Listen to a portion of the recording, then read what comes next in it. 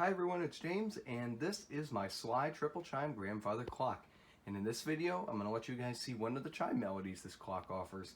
We're going to let you guys see Westminster. So this clock can play three different melodies: Whittington, St. Michael, and Westminster.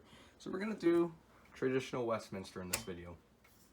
So it's currently on silent because you can silence this clock. So we're going to turn it on so it does Westminster. And then I'm going to let you guys see and hear it. So I'll first run through a full hour, and then I'll let you guys see the chime rods in the back. The chime rod and hammers in the back. So here we go.